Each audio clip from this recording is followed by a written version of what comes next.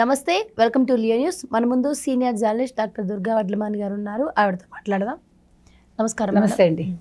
So YS Jaganmohan Reddy అధికారం కోల్పోయాక తనకి ప్రతిపక్ష హోదా కూడా దక్కలేదు. ఒక పక్క ఆయనేమో ప్రతిపక్ష హోదా కోసం కోర్టుల చుట్టూ తిరుగుతూ ఉంటే అసెంబ్లీకి వెళ్లకుండా, ప్రతిపక్ష హోదా కాదు కదా కనీసం ఎమ్మెల్యే సీటు కూడా లేకుండా ఆయన చెల్లెలు షర్మిల ప్రతిపక్ష హోదా స్థానంలో ఉండి మరీ ప్రజల పక్షాన నిలబడుతూ వాళ్ళకి ఎలాంటి కష్టం వచ్చినా కూడా దగ్గరకు వెళ్ళి అడిగి తెలుసుకొని వాళ్ళ సమస్యలను అయితే పరిష్కరిస్తున్న సందర్భాలు మనం చూస్తూ ఉన్నాం. అలాగే ఆ సమస్యలను ప్రభుత్వం దృష్టికి కొన్ని ప్రభుత్వం దృష్టికి రానివి కూడా ఉంటాయి కదా, వాళ్ళు తీసుకొస్తున్న పరిస్థితి మనం ఇప్పుడు చూస్తున్నాము. అసలు నిజంగా మరి ప్రతిపక్షం కోసం పోరాటం ఇంపార్టెంటా, ప్రతిపక్షాన్ని ఆశించకుండా షర్మిల లాగా ప్రజల పక్షాన్ని నిలబడడం ఇంపార్టెంటా? అసలు మీరు చెప్పినట్టుగా అసలు ప్రజల పక్షాన మీరు ఆవిడ ఎమ్మెల్యే కాదు, కాకపోతే కాంగ్రెస్ కోసం ఆవిడ తపన పడింది. ఒక అధ్యక్షురాలుగా ఉండి మొన్న 24 ఎలక్షన్స్లో ఆవిడ చేయాల్సిన కృషి ఆవిడ చేశారు. సరే, గెలుపోవటంలో ఎవరి చేతుల్లో ఉండవు, వాళ్ళ అన్నగారికే ఓటమి దక్కింది. దానికి కారణం షర్మిలనే కదా ఈరోజు అందరూ దుమ్మెత్తిపోస్తున్నారు ఆవిడని. కాకపోతే ఆవిడ రీజన్స్ ఆవిడకున్నాయి. షర్మిల వైపు నిల్చుని ఆలోచిస్తే ఆవిడ వైఎస్ జగన్మోహన్ రెడ్డి ఓడిపోవాలనుకోవడం 100% కరెక్ట్ అని ప్రజలు అంటారు. అలాగే వాళ్ళ అమ్మగారు కూడా అతను రాకూడదని అనుకున్నారు, విజయమ్మ గారు. కాబట్టి ఇక్కడ మీరు షర్మిల విషయానికి వచ్చేసరికి ఈవిడ ఏమంటున్నారంటే అసలు అన్నగారినే ఆవిడ తిడుతోంది. రోజు మీరు చూడండి కావాలంటే, నువ్వు అసలు శాసనసభకి వెళ్లకుండా నువ్వెందుకు ఎమ్మెల్యేగా కొనసాగుతున్నావు, నువ్వు రిజైన్ చేసాయి, నువ్వు పనికిరావు. అసలు జగన్మోహన్ రెడ్డిని మ్యూజియంలో పెట్టమని చెప్పింది ఆవిడ. మ్యూజియంలో ఎవరిని పెడతారో తెలుసు కదండి. అంటే ఒక ఏమనాలి, కదలిక లేని వస్తువులని పెడతారు, అంటే చూడ్డానికి అర్హులు అంతే, అంతవరకే. అంటే ఈయన ఏం చెయ్యడు కదా, ఈయన ఒక బొమ్మలాగా ఉన్నాడు, అందుకోసం ఆవిడ ఆ మాట చెప్పింది. కానీ షర్మిల చాలా మంచి మంచి మాటలు మాట్లాడుతూ ఉంటుంది. మన ఎలక్షన్స్ ముందు కూడా చూసాం, ఆవిడ ప్రతి సభలో కూడా మంచి మంచి వ్యాఖ్యానాలు చేసి, నీకు ఒక అద్దం ఇస్తాను, నువ్వు ఇంకా చంద్రబాబు నాయుడు అంటే భయపడుతున్నావు, నీకు చంద్రబాబు నాయుడు గారే కనిపిస్తారు, నీ కల్లో కూడా ఆయనే కనిపిస్తాడు అంటూ అట్లాంటి వ్యాఖ్యలు ఆవిడ చేశారు.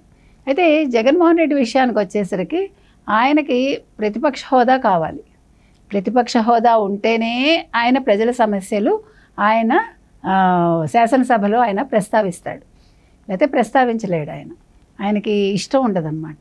అంటే మనిషికి అహం, తనకు ఒక గుర్తింపు కావాలంతే. ప్రజలు గురించి మనం ఎక్కడున్నా మనం రోడ్డు మీద నిల్చుని కూడా మాట్లాడాలనే అవగాహన అతనికి లేదు. ఎందుకంటే అతను రాజకీయ నాయకుడు కాదు కాబట్టి. మనం చెప్తూనే ఉన్నాం, అతను ఒక సీజనల్ పొలిటీషియన్ లాగా. సీజనల్ పొలిటీషియన్ కూడా కాదేమో, ఇంకేదైనా కొత్త పదం కనిపెట్టాలి ఆయనకి. అతను రాజకీయ నాయకుడు కాదు, వారసత్వంగా ఏదో వచ్చింది ఆయనకి, అదృష్టం కొద్దీ వచ్చింది.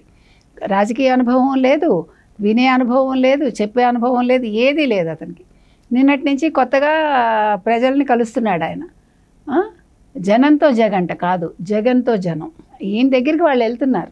అది కూడా ఎందుకు ఇవాళ తలుపులు తెరిచారు, అది కూడా ఆలోచించాలి. రక్షణ కవచం మొత్తం తీసేశాక మొట్టమొదటిసారి వీళ్ళని ఎవరు కార్యకర్తలను ఆయన కలుస్తున్నాడు ప్రజలు. నేను అంటే వైసీపీ కార్యకర్తలు కావచ్చు, వైసీపీకి చెందిన వాళ్ళు కావచ్చు, వాళ్ళని కలుస్తున్నాడు. దీని వెనకాల ఏం స్క్రిప్ట్ ఉంది, ఇది కూడా ఆలోచించాలి.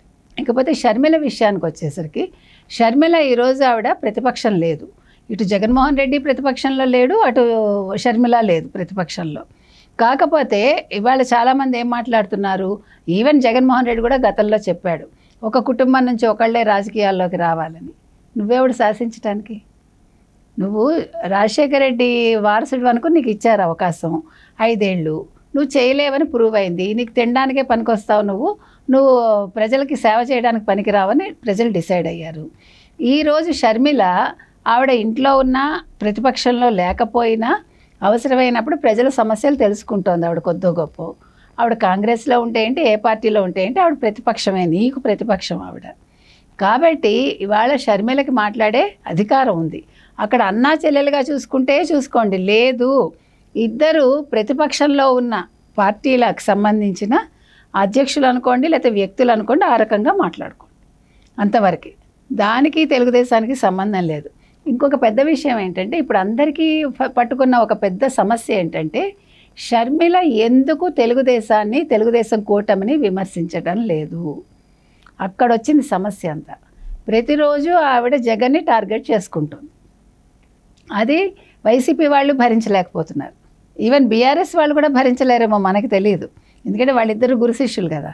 కాబట్టి ఇవాళ వచ్చిన సమస్య ఏంటంటే తెలుగుదేశాన్ని ఆవిడ ఎందుకు విమర్శించట్లేదు? అవసరమైనప్పుడు విమర్శిస్తోంది, ఆవిడ అడుగుతోంది, ప్రశ్నిస్తోంది, ఆవిడే ఊరుకోట్ల.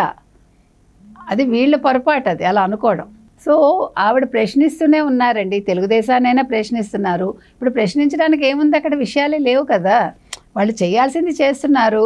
ఇప్పుడు కేతిరెడ్డి చెప్పినట్టు సమయం ఇవ్వాలి తెలుగుదేశం కూటమికి, అది ఆవిడ ఇస్తోంది. బికాజ్ కొద్ది గొప్ప రాజకీయ అవగాహన ఆవిడకు ఉంటుంది, అందుకే ఇస్తోంది ఆవిడ. జగన్మోహన్ రెడ్డి లాగా తొందరపాటు మనిషి కాదు కదా. జగన్మోహన్ రెడ్డికి అయితే అవగాహన లేదు కాబట్టి రషీద్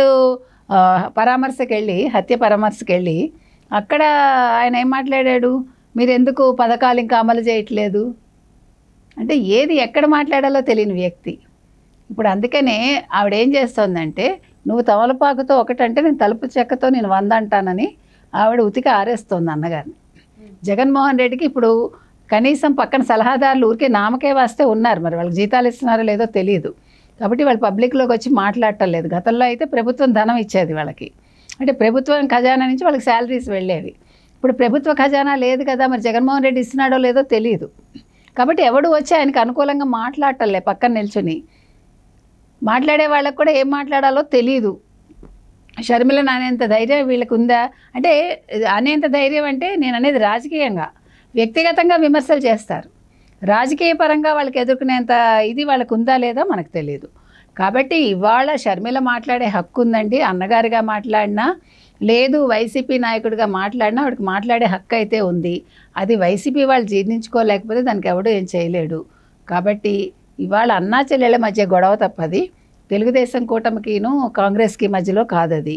కాబట్టి అది వాళ్ళిద్దరూ చూసుకోవాలి, వాళ్ళకి సంబంధించింది వాళ్ళ పార్టీలు డిసైడ్ చేసుకోవాలి ఏదైనా. అంటే ఇక్కడ అర్హత అనేది ఏమి ఉండదండి. ఇప్పుడు ఆవిడకి ఎమ్మెల్యేలే లేరు కదా, ఒక సీటు కూడా లేదు కదా. సో ఆవిడని ప్రతిపక్ష హోదా ఎలాగా ఆవిడకి ఇవ్వరు. ఇప్పుడు జగన్మోహన్ రెడ్డి కోర్టు కేసు ఉంది కాబట్టి దాని గురించి ఇప్పుడు మనం మాట్లాడలేం. కాకపోతే ఏంటంటే ఆవిడ మంచి రాజకీయ నాయకురాలు అయితే అవుతుంది. ఇప్పుడు అందరూ చెప్పినట్టు ఫ్యూచర్లో ఆవిడ ఒకవేళ జగన్మోహన్ రెడ్డి ఇండియా కూటమిలో చేరితే ఆవిడ తెలుగుదేశంలోకి వస్తుందా అనేది మాత్రం ఒక క్వశ్చన్ మార్క్ అందరిలోనూ ఉంది.